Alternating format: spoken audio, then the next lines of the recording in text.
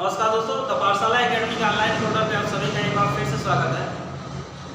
तो हम लोग मैथ्स का डिस्कशन कर रहे थे। मैथ्स में जो हम चैप्टर पढ़ रहे थे वो नंबर सिस्टम पढ़ रहे थे, और नंबर सिस्टम में हम लोग एक्सरसाइज 1.5 का डिस्कशन कर रहे थे। क्वेश्चन फर्स्ट और सेकंड हम लोगों ने सॉल्व कर लिया था। आज हम लोग क्वेश्चन सॉल्व करेंगे थर्ड, फोर्थ और फिफ्थ, अर्थात इस लेक्चर में हम पूरी एक्सरसाइज समाप्त कर लेंगे। उसके बाद जो नेक्स्ट एक्सरसाइज इसकी है 1.6 उस पर चलेंगे नेक्स्ट लेक्चर में। तो आज हम लोग इसी थर्ड क्वेश्चन की बात करेंगे। थर्ड क्वेश्चन आपका जो है नंबर सिस्टम एक्सरसाइज 1.5 का। तो आइए हम लोग सीधा टाइम वेस्ट न करते हुए, कुछ ना इधर उधर करते हुए सीधा अपने क्वेश्चन पे चलते हैं। और क्वेश्चन आपका तीसरा क्या रहा है, ये इस पे बात करते हैं। क्वेश्चन आपका तीसरा क्वेश्चन ये कह रहा है, आपको याद होगा कि क्या याद होगा, पाई को एक वृत्त की परिधि मान लीजिए C और उसके व्यास मान लीजिए D के अनुपात में परिभाषित किया जाता है, अर्थात पाई C/D लिखा जाता है। यह किस तथ्य का अंतर विरोध करता है। अंतर विरोध करने का मतलब होता है विरोधाभास, अर्थात इस चीज का विरोध कर रहा है।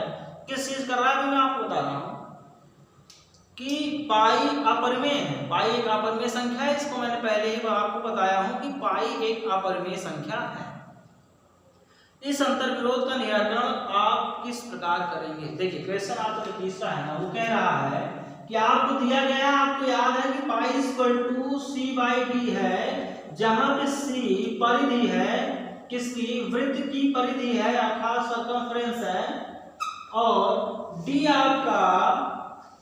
आपकी जो D है वह व्यास है, अर्थात डायमीटर है, अर्थात वह क्या है, व्यास है, डायमीटर है। अब ये क्वेश्चन में बोल रहा है कि पाई C/D, जहां पे C वृत्त की परिधि, D एक डायमीटर है, तब आप इस चीज का अंतर विरोध कर रहा है। अंतर विरोध किस चीज से कर रहा है, वो ये कर रहा है कि पाई तो एक अपरिमेय संख्या है, पाई एक अपरिमेय संख्या है, तो C/D अगर एक परिमेय है, C/D कैसे परिमेय हो सकता है। जब पाई एक अपरिमेय संख्या है और इस C/D को सॉल्व कर रहे हैं तो पाई प्राप्त हो रहा है, तो कैसे C/D आपको पता है, C/D आप अगर लिखे हैं तो ये रेशनल नंबर कहलाएगा। क्या कहलाएगा, आपका रेशनल नंबर कहलाएगा। रेशनल नंबर बोले तो आपका परिमेय संख्या, क्योंकि ये P/Q के रूप में लिखा गया है। P/Q के रूप में लिखा गया है। आप बोलेंगे जी सर बिल्कुल P/Q के रूप में लिखा गया है, तो ये परिमेय संख्या का गुण इसमें दिख रहा है, अर्थात रेशनल नंबर होने का गुण दिख रहा है। तो पाई अपरिमेय है और ये परिमेय है, तब ये कैसे पाई C/D हो सकता है, इसी का विरोधाभास है। तो आप क्वेश्चन नहीं कह रहा, आप इसको कैसे सॉल्व करेंगे, कैसे आप इसको बताएंगे कि पाई C/D ये पूरा का पूरा या तो परिमेय संख्या कहलाए या तो अपरिमेय संख्या कहलाए। यानी कि हम ये कहते हैं कि आपने कहा, जैसे हम लोग बहुत सारी चीज सॉल्व करते हैं, x बराबर x। मैं एक उदाहरण आपको ले रहा हूं, मैं कह रहा हूं x बराबर x है, तो आप बोलेंगे जी सर ये दोनों आपस में बराबर है, ये सही लिखा हुआ है। अब मैं कह दूं x बराबर 3 और यहाँ पे y बराबर मैं कह दूं 2 है, और फिर मैं आगे लिख दूं कि x बराबर y है। आप क्या कहेंगे कि सर ये x बराबर y हो सकता है?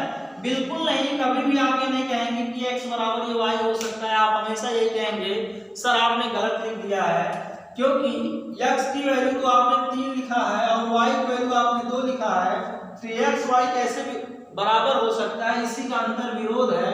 तो आप इसको कैसे सॉल्व करेंगे कि x बराबर y हो जाए। जब आप कैसे सॉल्व करेंगे कि x बराबर y हो जाए, तो आपके पास दो तरीका है। आपको x की वैल्यू 3 दिया गया है, y की वैल्यू 2 दिया गया है।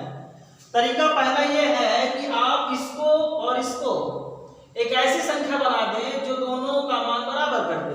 तो मैं ये देख रहा हूं, अगर मैं यहाँ 2 से गुणा कर दूंगा तो ये 6 हो जाएगा, यहाँ 3 से गुणा कर दूंगा तो ये 6 हो जाएगा।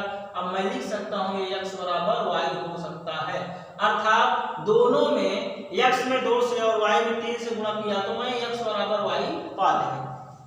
जब मैं x और y में अलग अलग संख्याओं से गुणा किया और बराबर दोनों की वैल्यू बराबर कर लिया 6 से, तब मैं x बराबर y लिख सकता हूं, ये सही है। तो इसी क्वेश्चन में, तीसरे इस क्वेश्चन में पाई बराबर c/d को मैं ऐसा कुछ करूं जो दोनों एक दूसरे को सेटिस्फाइड करे, अर्थात आपको पता होनी चाहिए कोई भी वैल्यू जब होती है x की, तो अगर ये c/d लिखा हो गया है, जब हम इसको सॉल्व करेंगे तब हमें ये प्राप्त होता है, अर्थात इसको सॉल्व करने से ही इसकी ये वैल्यू प्राप्त होती है। तो जब हम इस पाई c/d को, जब c/d को सॉल्व कर रहे हैं, अगर हल कर रहे हैं, सॉल्व कर रहे हैं, तब हमें पाई प्राप्त हो रहा है। इसका मतलब क्या प्राप्त हो रहा है, हमें अपरिमेय संख्या प्राप्त हो रही है। अपरिमेय संख्या जब c/d को सॉल्व करने पे अपरिमेय संख्या प्राप्त हो रही है, तो इसका मतलब कुछ ना कुछ गड़बड़ है। आइए उसी गड़बड़ को हम सही करते हैं। मेरे हिसाब से आपको ये भूमिका थोड़ी बहुत समझ में आई होगी, और इस भूमिका से मैं इस क्वेश्चन को बड़े आसानी से आपको सॉल्व करने का तरीका बताऊंगा। बहुत ही इजीली आप इस क्वेश्चन को सॉल्व कर लेंगे। और आइए देखते हैं कैसे इस क्वेश्चन को आप सॉल्व करेंगे। देखिए, आपका क्वेश्चन लिखा हुआ है पाई इक्वल टू c/d। ये संख्या आपकी पाई अपरिमेय है। कौन संख्या है ये? अपरिमेय संख्या है। आपको ये पता है आपकी पाई अपरिमेय संख्या है, और ये ऐसी, अब c/d को जब हम सॉल्व कर रहे हैं तो हमें अपरिमेय प्राप्त हो रहा है। अपरिमेय अगर हम सॉल्व कर रहे हैं, सॉल्व करने के बाद c/d को सॉल्व करने के बाद अगर हमें अपरिमेय संख्या अर्थात पाई प्राप्त हो रहा है, अपरिमेय प्राप्त हो रहा है, जिसका रीजन दो, इसकी तीन कंडीशन हो सकती हैं। पहली कंडीशन, दूसरी कंडीशन और तीसरी कंडीशन, अर्थात इसके सॉल्व करने के तीन ऐसे तरीके हो सकते हैं जिसको हम सॉल्व करेंगे तो हमें पाई अर्थात अपरिमेय संख्या प्राप्त होगी। आइए कैसे? पहला, c अपरिमेय हो, यानी कि c क्या हो? अपरिमेय हो। c अपरिमेय हो और d परिमेय हो। पहली कंडीशन ये हो सकती है c परिमेय हो, c अपरिमेय हो और d परिमेय हो। दूसरी कंडीशन हो सकती है, दूसरी कंडीशन आपकी ये हो सकती है c आपका परिमेय हो और d आपका अपरिमेय हो। तीसरी कंडीशन आपकी हो सकती है c और d दोनों अपरिमेय हो। जब आपकी ये तीन कंडीशन लगेंगी, c अपरिमेय हो तो d परिमेय हो, c परिमेय हो तो d अपरिमेय हो, और c और d दोनों अगर अपरिमेय हैं तब पाई अपरिमेय हमें प्राप्त होगा। अब बोलेंगे कैसे प्राप्त होगा, तो आइए मैं बताता हूं कैसे। देखिए, हमें दिया गया है पाई बराबर c/d, अर्थात c/d को हम सॉल्व कर रहे हैं तो हमें एक संख्या पाई मिल रही है जो हमें पता है ये अपरिमेय संख्या है, अर्थात इरेशनल नंबर है, ये हमें पता है। अब आपको पता है आप अपरिमेय में अगर परिमेय से भाग देंगे, अपरिमेय संख्या में अगर आप अपरिमेय संख्या में आप परिमेय संख्या से भाग देंगे तब आपको अपरिमेय संख्या प्राप्त होगी। अपरिमेय संख्या प्राप्त होगी कैसे? उदाहरण से समझते हैं। आप अगर √2 को आप 2 से डिवाइड करेंगे, √2 को आप 2 से डिवाइड करेंगे तब आपको अपरिमेय ही प्राप्त होगा। अगर नहीं समझ में आ रहा है, इसको सॉल्व करके देखेंगे आपको पता चल जाएगा कि अपरिमेय होगी। पहली कंडीशन ये हमने जो बताई कि एक c को आपने अपरिमेय और d को परिमेय माना और सॉल्व किया तो आपको अपरिमेय संख्या मिली। आप इसको 2 की जगह 3 कर लीजिए, आपको और समझ में आएगा।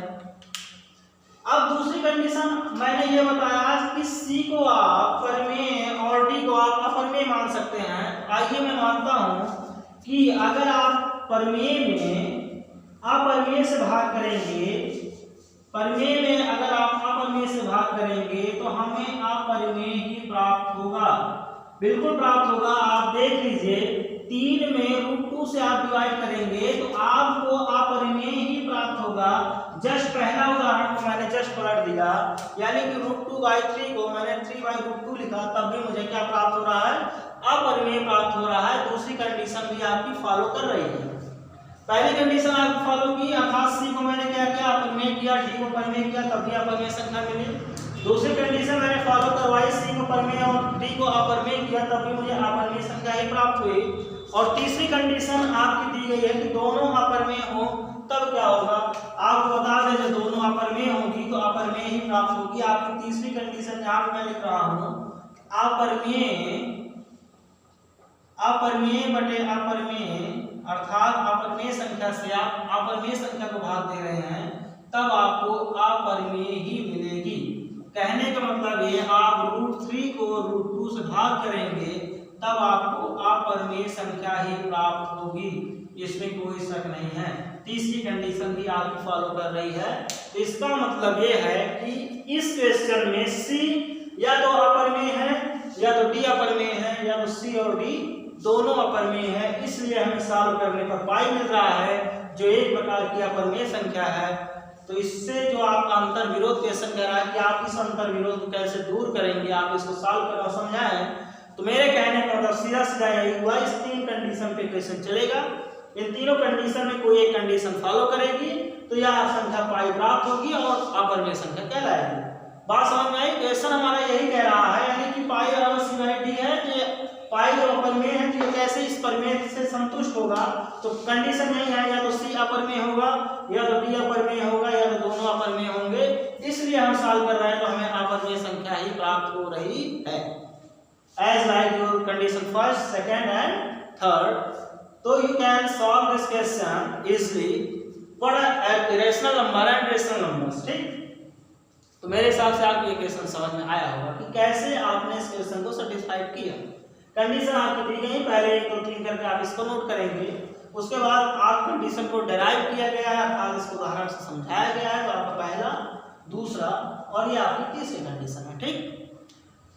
थोड़ा सा समझने वाली बात ज्यादा है और सोचने वाली बात ज्यादा है। इसको देखिए, कहने का मतलब ये है, आप सोच रहे होंगे सर जब इसको सॉल्व कर रहे हैं ये कैसे प्राप्त हो रहा है। आपको बता दें, जब आप कोई समीकरण लिखते हैं x = 2x + 3y + c, ऐसे इस टाइप का क्वेश्चन आप लिखते हैं, जब आप कोई इस क्वेश्चन को आप सॉल्व करते हैं तो आप x की वैल्यू ही यहाँ फाइंड करते हैं। जब आपको x की वैल्यू मिलती है तो किसको सॉल्व करने पर किसकी वैल्यू मिली, इस इक्वेशन को सॉल्व करने पे आपको इस x की वैल्यू प्राप्त हुई, जिसका मतलब c/d को सॉल्व करने पर ये पाई प्राप्त होगा, ठीक? आइए क्वेश्चन नंबर नेक्स्ट पे चलते हैं, क्वेश्चन नंबर 4, जो एक बहुत ही महत्वपूर्ण आपका क्वेश्चन है। तो क्वेश्चन नंबर 4 पे चलते हैं, इसको रफ करता हूं मैं और चलते हैं क्वेश्चन नंबर 4 पे। आइए क्वेश्चन नंबर 4 आपको कह रहा है, क्या आप क्वेश्चन नंबर 4 पे चलते हैं। क्वेश्चन नंबर 4 सीधा दिया गया, संख्या रेखा पे आपको निरूपित करना है, संख्या दी गई है √9.3। देखिए क्वेश्चन आपको कह रहा है, क्वेश्चन नंबर 4 कि 9.3 आपको एक संख्या दी गई है और इसको √9.3 संख्या दी गई, इसको आपको संख्या रेखा पे निरूपित करना है। तो ये कैसे संख्या रेखा पर किसी संख्या को निरूपित करते हैं, जब संख्या अंडर रूट के अंदर लिखी हुई है। देखिए कंडीशन ये है, क्वेश्चन आपको दिया गया है 9.3, ये क्वेश्चन दिया गया है कि 9.3 को अंडर रूट में है, इसको आप संख्या रेखा पे प्रदर्शित करिए। आपको मैं कोई एक्सरसाइज पढ़ा रहा था इसी नंबर सिस्टम की, तो उसमें मैंने आपको संख्या रेखा पर संख्याओं का निरूपण करना सिखाया। मेरे हिसाब से वो एक्सरसाइज 1.4 है या 1.3 ऐसे करके कोई एक्सरसाइज थी जिसमें मैंने आपको क्वेश्चन करवाया। तो आज वही क्वेश्चन हम लोग फिर से करते हैं, उसमें मैंने सॉल्व करवाया था किसी संख्या रेखा पर किसी भी संख्या को कैसे हम लोग निरूपित करते हैं। आइए आज हम लोग फिर से इस संख्या रेखा को निरूपित करते हैं। निरूपित करने का पहला पैमाना मेरा ये है कि हम लोग जैसे 3.26 ऐसी कोई संख्या दी जाती थी, तो इसको संख्या रेखा को निरूपित करने के लिए मानक हम लोग मान रहे थे कि यह संख्या 4 तक हम खींच सकते हैं, अर्थात 0 से लेके यहाँ 4 तक में संख्या को खींचा करता था। उसके बाद उनको 10 बराबर भागों में डिवाइड कर दिया जाता था। वही कुछ यहाँ भी करना है, बस थोड़ा सा परिवर्तन होगा। तो आइए उस परिवर्तन को देखते हैं कि परिवर्तन है क्या। 9.3 दिया गया है, इसी लंबाई की आप एक रेखा खींचेंगे। पहली पोजीशन पे आप इस 9.3 की एक रेखा खींचेंगे और मैंने इसका नाम दिया A और इसका नाम दिया B। अर्थात ए और बी जो रेखा है वो 9.3 दूरी की है। कितनी दूरी की है? 9.3 दूरी की है। अब दूसरा काम हमें करना है, बी से एक पॉइंट को 1 इकाई तक मात्र बढ़ाना है, अर्थात 1 सेंटीमीटर आगे बढ़ाना है और इस पॉइंट को मुझे सी मान लेना है। और मैंने कितना आगे बढ़ाया? 1 सेंटीमीटर। तो मैंने मान लिया कि 1 सेंटीमीटर है और इसको मैंने माना है ये 9.3 सेंटीमीटर है। देखिए पहला काम हमारा ये 9.3 दिया गया है। 9.3 की मैंने एक रेखा खींची जिसको मैंने नाम दिया ए और बी। इस ए और बी की लंबाई 9.3 सेंटीमीटर है। बी पॉइंट को मैंने माना, बी पॉइंट से 1 सेंटीमीटर आगे इसको मैंने बढ़ाया सी पॉइंट तक और बी और सी की आपकी लंबाई हो गई कितनी सेंटीमीटर?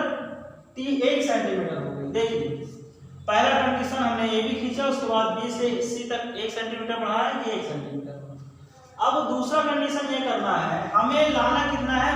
अंडर रूट 3 का 9.3। इसे हमें संख्या रेखा में निरूपित करना है। तो पहला कंडीशन ये करना है, हमें ए और सी का, देखिए बी पॉइंट से भी हमें कोई मतलब नहीं है, ए और सी का मुझे मिड पॉइंट लेना है। मिड पॉइंट का मतलब होता है मध्य बिंदु। क्या होता है? मध्य बिंदु। देखिए मध्य बिंदु का मतलब होता है मिड पॉइंट। और वो मिड पॉइंट कैसे मिलेगा? आप लोगों ने पढ़ा होगा क्लास 6 में, 7th में या 8th में।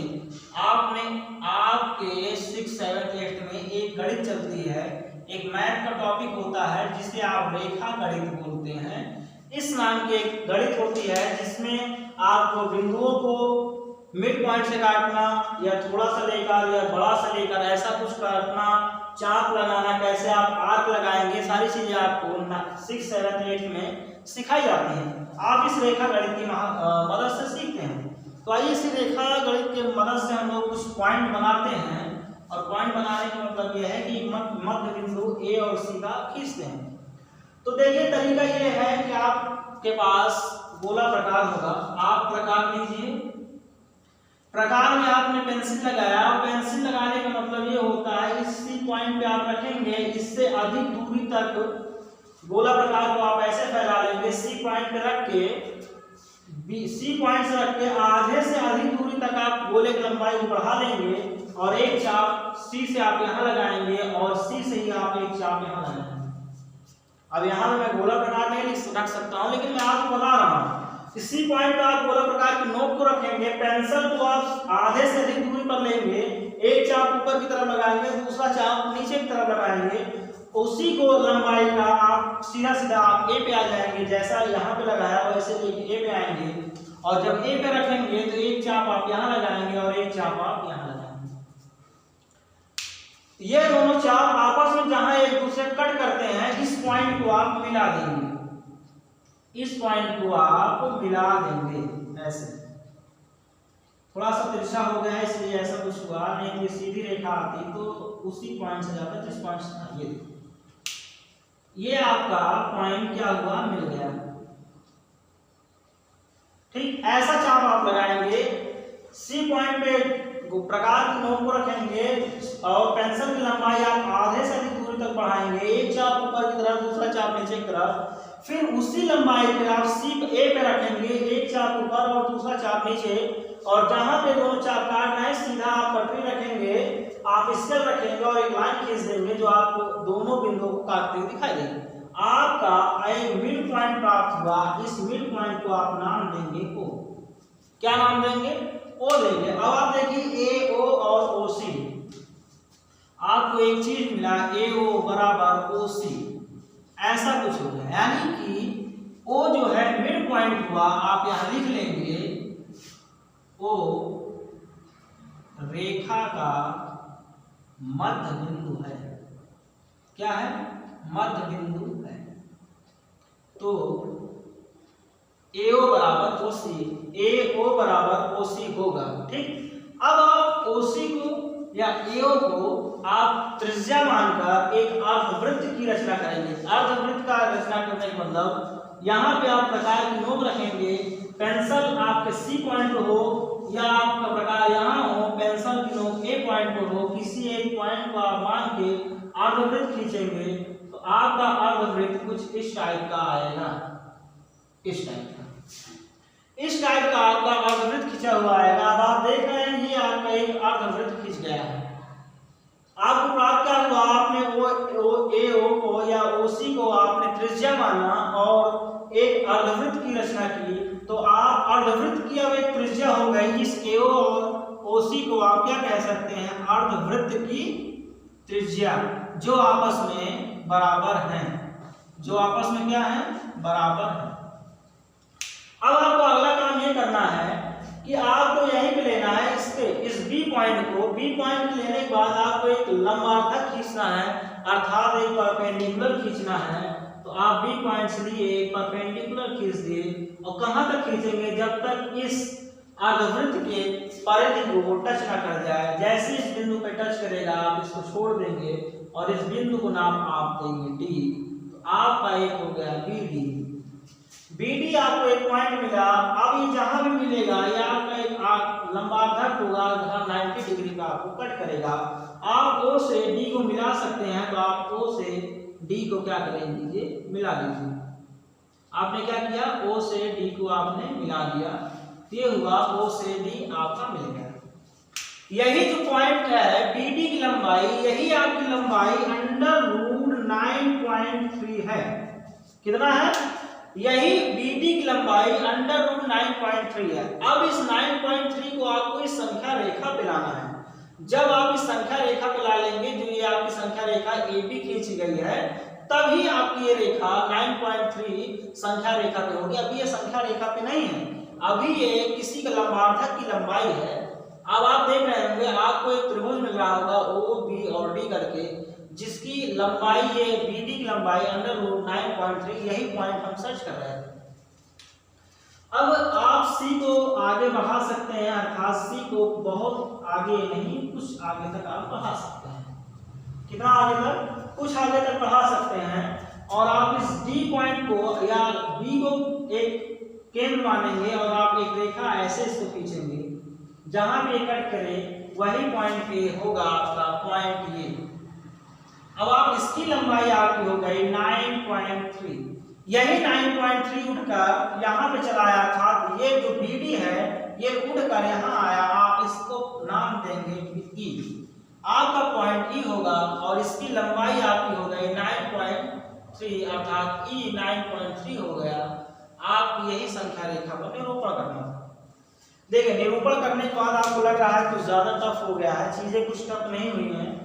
बस आपको स्टेप बाय स्टेप करते चले जाना है और कुछ नहीं करना। पहले AB लंबाई की आपको एक रेखा खींचनी है, फिर B को C तक 1 सेंटीमीटर बढ़ाना है। आपने 1 सेंटीमीटर बढ़ा दिया, आपका C पॉइंट हो गया। C को केंद्र मानो या A को केंद्र मानकर आधे से अधिक दूरी पर एक चाप ऊपर लगाइए और एक चाप नीचे लगाइए। अगर आपने C को माना है केंद्र, तो एक चाप यहाँ पे, एक चाप यहाँ पे होगा। फिर आप A को केंद्र मानेंगे, एक चाप यहाँ लगाया और एक चाप यहाँ लगाया। जहां पे दोनों चाप कट कर रहे हैं आप एक रेखा खींच लेंगे, तो आपको मिड पॉइंट, AC का मिड पॉइंट आपको O मिलेगा। मिड पॉइंट का मतलब मध्य बिंदु आपको O मिलेगा। जब आपको O मिल गया तो आप OC को त्रिज्या मानकर या AO को त्रिज्या मानकर एक अर्धवृत्त की रचना करेंगे, तो आपको अर्धवृत्त मिला। अर्धवृत्त जो आपको मिला, एक अर्धवृत्त मिल गया। और अर्धवृत्त मिलने के बाद पॉइंट B से आप एक लंबार्धक खींचेंगे, जो अर्धवृत्त की परिधि को टच करेगा, जहां पे कट करेगा वो पॉइंट तक आपको ले जाना है और उस पॉइंट का नाम आपको D देना है। जैसे मैंने लंबार्धक B से खींचा तो इस पॉइंट D पर कट किया और इसी BD की लंबाई आपकी कितनी है, 9.3। तो आप लिखेंगे BD equal to 9.3 is equal to BE। देखिए, आपकी यही BD रेखा यहाँ पे उठ के ऐसे आ गई है, जो BE कहला रही है। ठीक, अब कंडीशन ये हुआ कि आपने जब BD खींचा तो O से आप D को मिला सकते हैं और इस चीज को आप यहाँ पे मिला सकते हैं, जो संख्या रेखा होगी। आप यही पॉइंट E पॉइंट जब मिलने के बाद BE जब मिलेगा तो आपका BE की लंबाई 9.3 हो जाएगी अंडरवुड में। बस यही आपको संख्या रेखा पे निरूपित करना था, जो आपका निरूपित हो गया है। यही आपका आंसर। थोड़ा सा पेचीदा क्वेश्चन है जरूर, बट इतना भी पेचीदा नहीं कि आप लोग सीख ना सकें, ठीक है। ऐसे एक आध क्वेश्चन आपको मिलेंगे पूरी एक्सरसाइज में। 1.5 एक्सरसाइज करते हुए हम लोग आ गए हैं। एक पहला क्वेश्चन है जो आपको थोड़ा सा पेचीदा लगा होगा, लेकिन आप इसको जब 2 से 3 बार सॉल्व करेंगे, 2 से 3 बार लगाएंगे, तो आपको पेचीदा नहीं, बहुत आसान लगेगा, ठीक है। नोट करिए। नेक्स्ट क्वेश्चन बताता हूँ, क्वेश्चन नंबर 5, जो क्वेश्चन 4 पार्ट में दिया गया है। उसके बाद इस एक्सरसाइज का समापन करते हैं। उम्मीद करता हूँ नोट हो गया होगा, और नहीं हुआ तो आप इसका स्क्रीनशॉट रखें।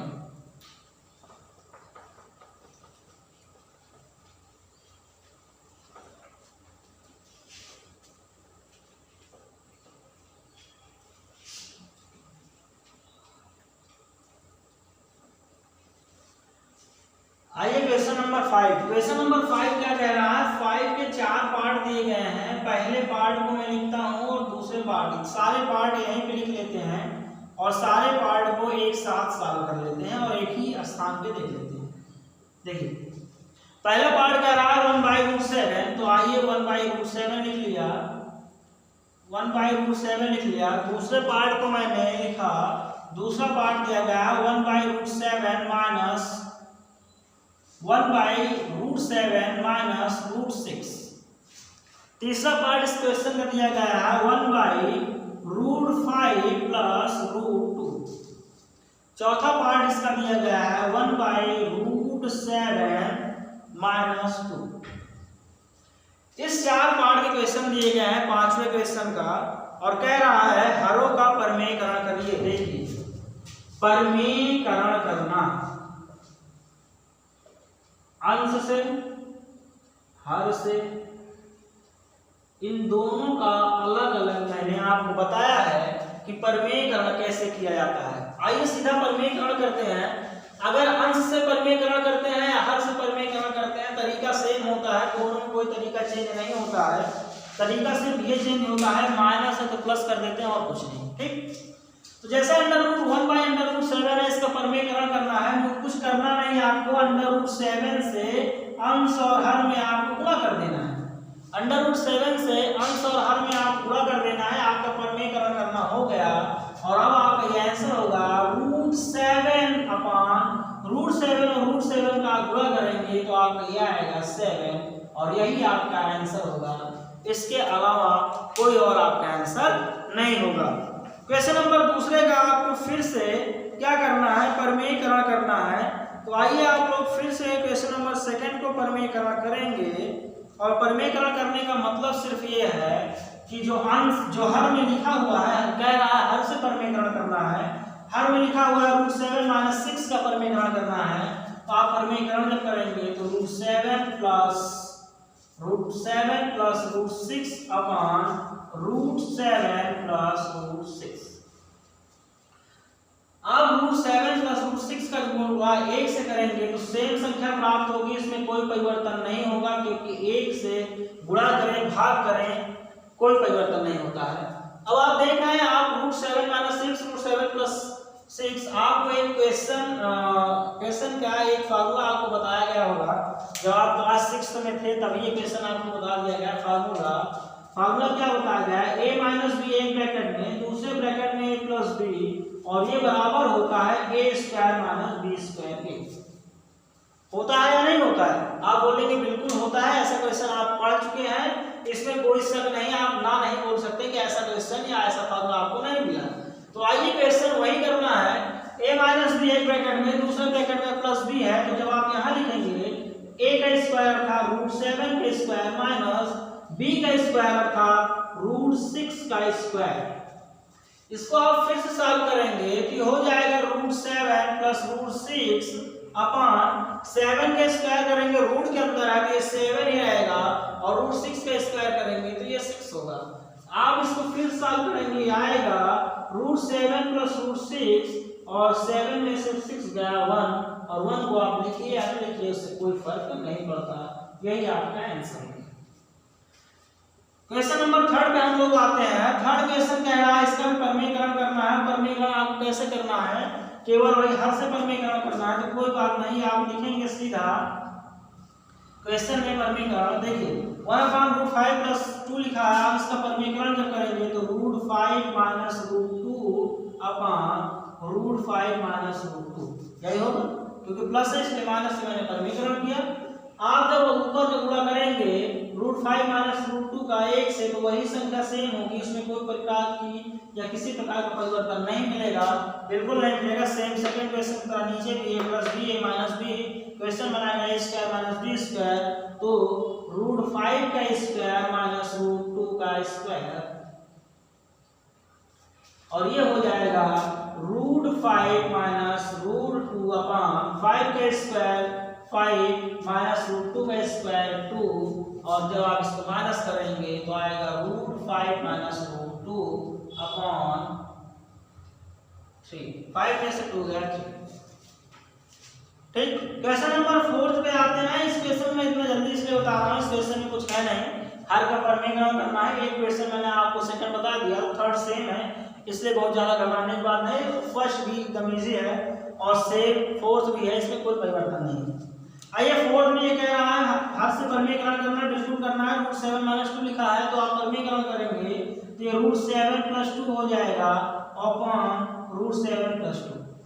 इस रूट 7 प्लस 2 का गुणा आप 1 से करेंगे तो सेम रहेगा, किसी प्रकार का कोई परिवर्तन नहीं, वैसे ही लिख लेंगे आप। आपको पता है माइनस बी ए प्लस बी का हो, अगर ए माइनस बी एक ब्रैकेट में दूसरे ब्रैकेट में प्लस बी है, आप करेंगे a square minus B square होगा, तो इसका मतलब रूट 7 का स्क्वायर माइनस 2 का स्क्वायर, 2 का क्या होगा स्क्वायर होगा। आप इसको लिखेंगे रूट 7 प्लस 2 अपॉन रूट 7 का स्क्वायर 7 और 2 का स्क्वायर 4 होगा। देखिए अब आप कंफ्यूज मत होइएगा, 2 का स्क्वायर के 4 क्यों लिख दिया, क्योंकि रूट नहीं लगा, अगर रूट लगा होता तो 2 ही लिखा जाता। तो आप इसको फिर से सॉल्व करेंगे, रूट 7 प्लस 2 ये लिखा हुआ है और आप देख रहे हैं 7 में से 4 जाएगा तो 3 आएगा, ये आपका आंसर होगा। ठीक, तो इस प्रकार से आपकी एक्सरसाइज 1.5 समाप्त हुई। सारे क्वेश्चन इसके हो गए हैं। एक्सरसाइज 1.6 जो आपकी इस नंबर सिस्टम का लास्ट चैप्टर होगा, उस एक्सरसाइज को हम लोग नेक्स्ट लेक्चर में करेंगे। आज बस यहीं तक, धन्यवाद क्लास।